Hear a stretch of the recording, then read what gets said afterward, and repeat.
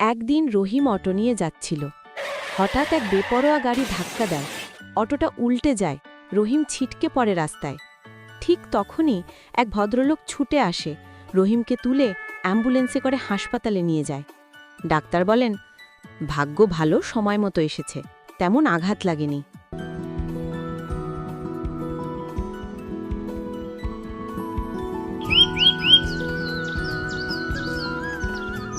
ভোরের শহর এখনো পুরো জেগে ওঠেনি, কিন্তু রহিমের দিন শুরু হয়ে গেছে অনেক আগেই সংসারে চিন্তার দৌড়ঝাঁপে।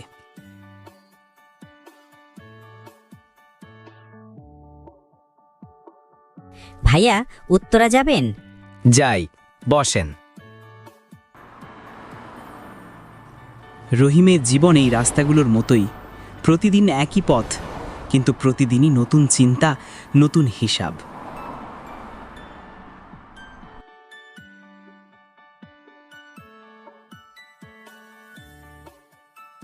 এই তো এলেন, আজ অনেক দেরি হলো, কিছু খেলেন অন্তত? খাওয়ার সময় কোথায় আসিয়া, ভাড়া মারার চেয়ে তেলের দামই বেশি পড়ে আজকাল। ভাত বসিয়েছি একটু, কিন্তু তরকারি কিছু নেই। সকালে এক মুঠো ডাল ছিল, সেটাও শেষ। আজ এক যাত্রী ভাড়া না দিয়ে চলে গেল, ভাবলাম পুলিশে বলি, কিন্তু তাতেও খরচ। তানিয়া সারা দিন জ্বরে পুড়ছে, একটু ডাক্তারের কাছে নিয়ে গেলে ভালো হতো। জানি, কিন্তু টাকাও তো শেষ। আগামীকাল কিছু রোজগার হলে দেখি, আল্লাহ চাইলে ঠিক হবে। শীত আমাদের ঘরে তো একটা কম্বলও ঠিক মতো নেই। তানিয়াকে নিয়ে কেমন করে কাটাবো? ভরসা আল্লাহর ওপরে। অভাব গেছে কোথায় আমাদের জীবন থেকে, তবু দেখো আমরা এখনো একসাথে আছি, সেটাই বড় আশীর্বাদ। তুমি এমনই বলো, কিন্তু তোমার মুখে ক্লান্তি দেখি প্রতিদিন।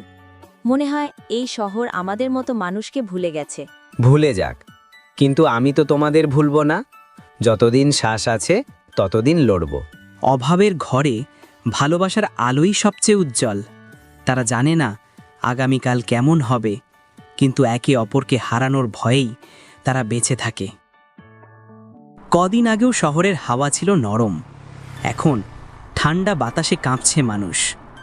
কিন্তু অভাবের মানুষের কাছে শীত মানে শুধু কাঁপুনি নয়, নতুন চিন্তা, কিভাবে টিকবে আজকের দিন। ভাই, অটোওয়ালা ভাই, এত সকালে বেরোচ্ছেন? এই ঠান্ডায় কেউই এখনো রাস্তায় নামেনি। এত পাতলা জামা পরে কেমন করে সিএনজি চালাচ্ছেন?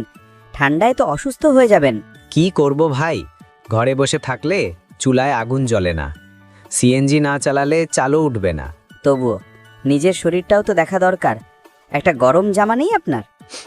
ছিল একটা, কিন্তু গত বছরেই পুরোটাই ছিঁড়ে গেছে। এবার হয়তো আল্লাহই গরম রাখবেন।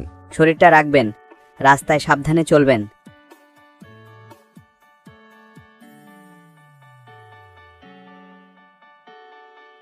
আজ যদি কিছু ভাড়া না পাই, বাসায় চালও থাকবে না। তানিয়ার ওষুধের কথাও মনে পড়ছে।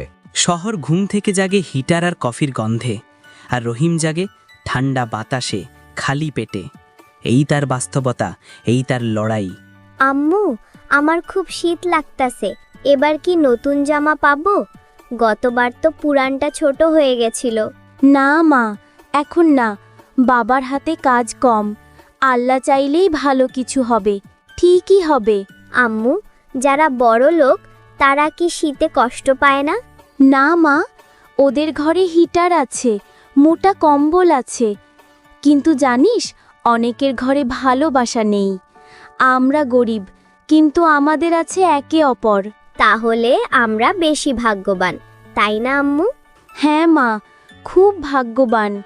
তুই তো আমার সুখ, তোর বাবার কষ্ট, আমার চিন্তা, সবই তোর হাসির জন্য। আম্মু, বাবা কখন আসবে?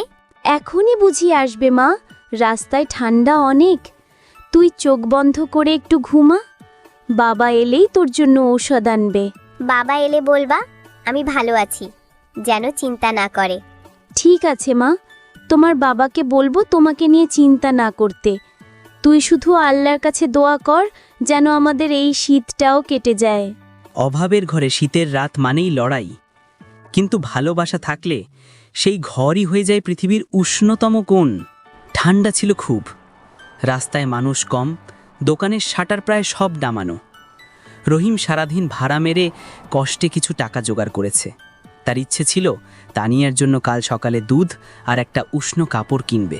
আজ একদিন পারলে কাল একটু বিশ্রাম নেব, তানিয়া খুশি হবে। ঠান্ডা বাতাসে তার আঙুল জমে যাচ্ছে, গাড়ির হ্যান্ডেলে ধরতে কষ্ট হচ্ছিল। কিন্তু ঘরে অপেক্ষা করছে এক মেয়ে, যার হাসি তার সমস্ত শক্তি। সেই রাতের শীত শুধু বাতাসে ছিল না, ছিল এক গরিব মানুষের ভাগ্যে। শহর তখনও ঘুমাচ্ছিল, কিন্তু এক কোণে পড়েছিল রহিম, ভাঙা গাড়ির নিচে, নিজের রক্তে ভিজে।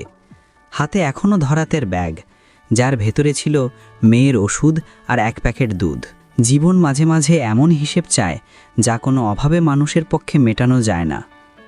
এই কি অ্যাম্বুলেন্স ডাকো দ্রুত। ভাইজান, আপনি ঠিক আছে তো? চিন্তা করবেন না, আমি দেখছি। আর কিছুক্ষণ ধরুন, অ্যাম্বুলেন্স আসছে। ভাগ্যক্রমে সেই মুহূর্তে ধনী লোকটি রাস্তায় দিয়ে যাচ্ছিল। শহরের অন্ধকারে এক অচেনা মানুষের সহানুভূতি যেন এক আলো হয়ে উঠল। রহিমের জীবন ঝুঁকির দিকে এগোচ্ছিল, কিন্তু এই ছোট দয়া, একটি মোবাইল ফোনে কল, দ্রুত অ্যাম্বুলেন্স ডাকা, নিজে পাশে থাকা, তার জন্য এক নতুন আশা জ্বালালো। চিন্তা করবেন না ভাই, আপনি এখন নিরাপদ।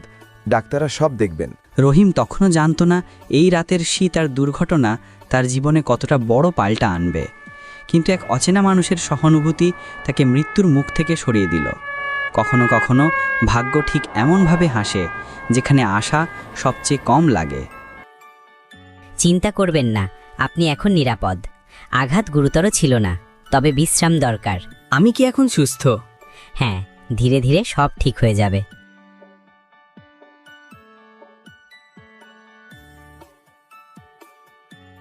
আপনি আর কষ্ট পাবেন না।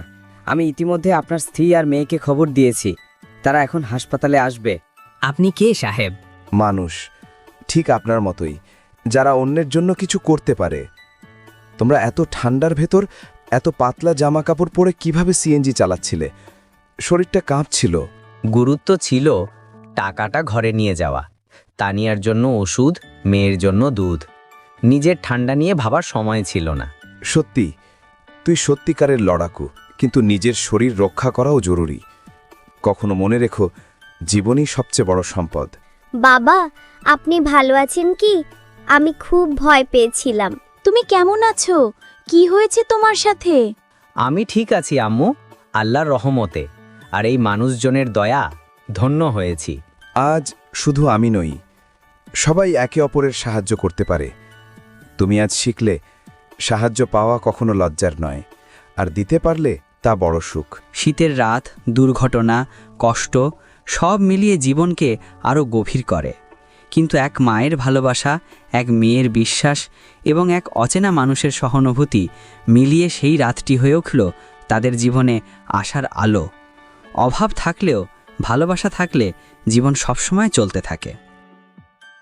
আপনার মতো মানুষ থাকলে পৃথিবী এখনো সুন্দর। আজ আমাদের ঘর উষ্ণ, শুধু শীত নয়, হৃদয়ও। ধন্যবাদ। না আসিয়া, ধন্যবাদ তোমাদের। তোমাদের হাসি এবং পারিবারিক ভালোবাসাই আমার উপহার। আমি শুধু সাহায্য করেছি। দেখুন আম্মু, নতুন সোয়েটার। আর বাবা, চা নিয়ে বসে আছি আমরা সবাই একসাথে। হ্যাঁ, আজ সত্যি মনে হচ্ছে জীবনে যত কষ্টই থাক, ভালোবাসা আর সাহায্যর হাত থাকলে সব সম্ভব। আমরা আবার শান্তিতে আছি। শীতের কষ্ট যতই বড়ই হোক, মানুষের হৃদয় যদি উষ্ণ থাকে, আশা তখনও জ্বলে। সত্যি, কিছু সৎ মানুষই পারে অন্যের জীবনকে রক্ষা করা এবং আনন্দ ফিরিয়ে আনা। এই ঘর, এই পরিবার আজ সেই উষ্ণতা অনুভব করছে। তারা জানে ভালোবাসা ও সহানুভূতি থাকলে পৃথিবী এখনও টিকে আছে। এই গল্প আমাদের শেখায়, জীবনের শীত যতই কষ্টকর হোক, একে অপরের ভালোবাসা আর সাহায্যের হাত থাকলে হৃদয় সবসময় উষ্ণ থাকে। আর এই উষ্ণতা এক মুহূর্তেও পৃথিবীকে সুন্দর করে তোলে।